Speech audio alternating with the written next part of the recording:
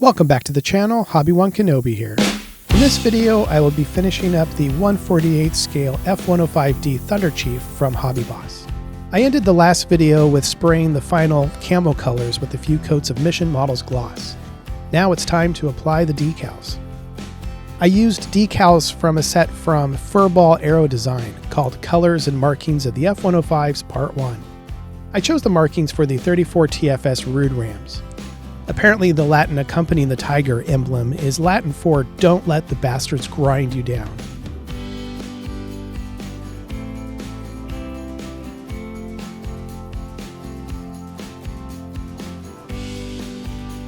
Once the decal is in place, I soak up any excess water and press the decal down with a Q-tip.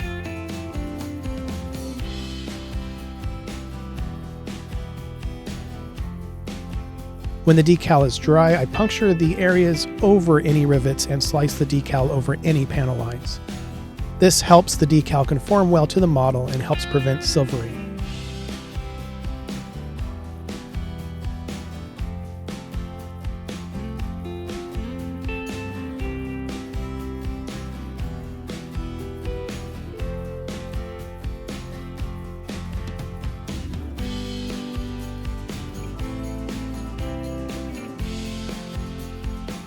Next, I decided I wanted to close up the intakes with FOD covers. I found photos of two different types of FOD covers attached to various F-105s. I chose the ones that would be the easiest to make with plastic. These still proved to be a bit of a challenge and required a lot of measuring and trimming.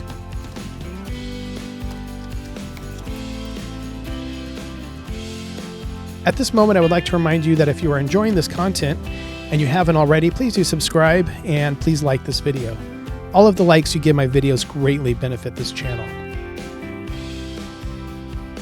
While the finished FOD covers were drying, it was time to spray the dried decals with another layer of gloss in preparation for the oil wash. For the wash, I used my usual mixture of black and white and a little bit of burnt umber.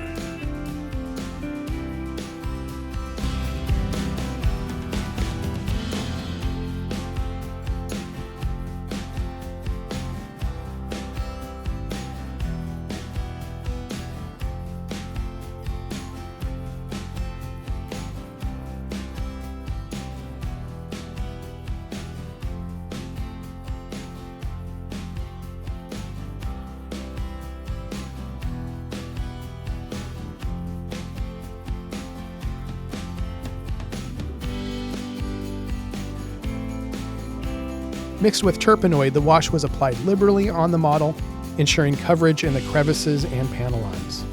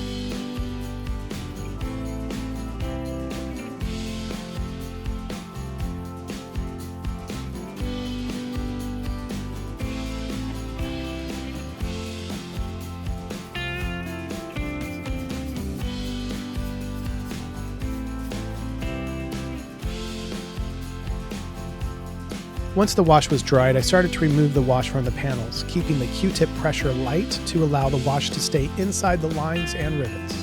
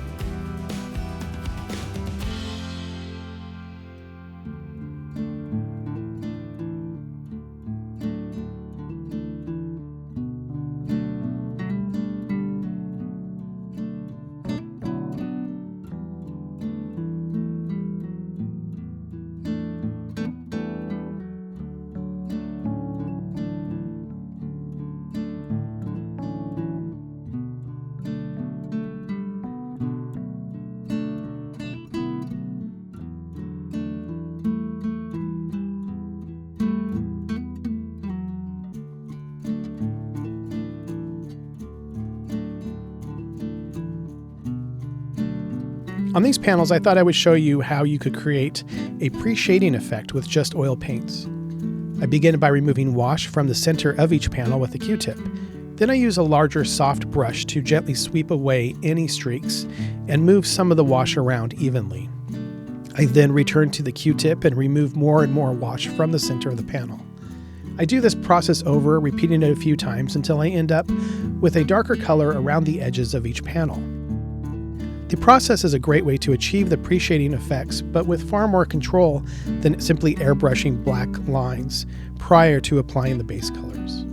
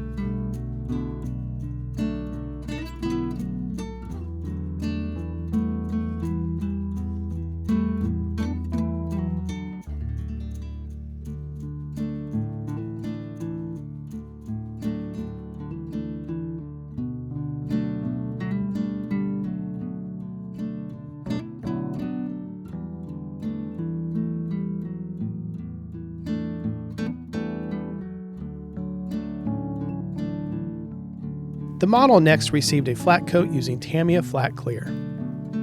Once the flat clear had dried, I was ready to remove all masks from the clear parts.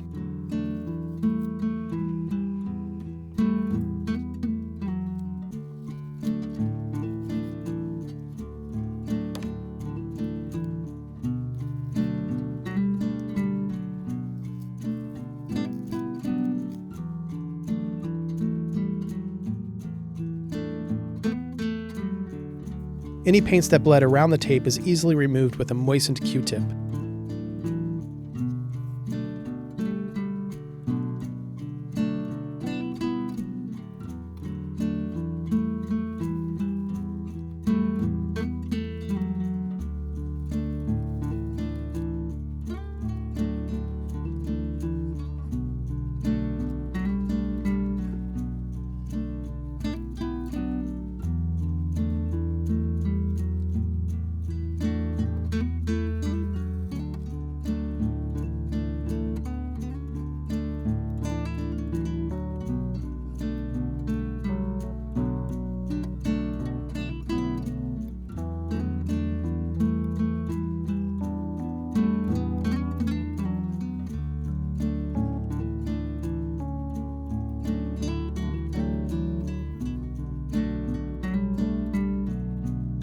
The area at the rear of the aircraft received some oil paints, and I softened the area up with a Q-tip along the rows of rivets.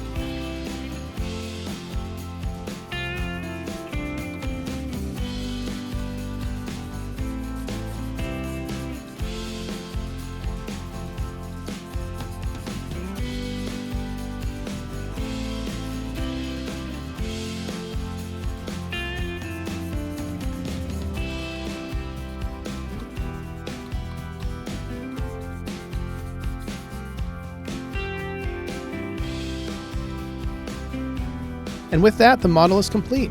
I'd like to thank you for watching this video, and again, if you enjoyed this content, please do hit the like button and please do subscribe to the channel. That does it for this one. I'll see you in the next one. Bye.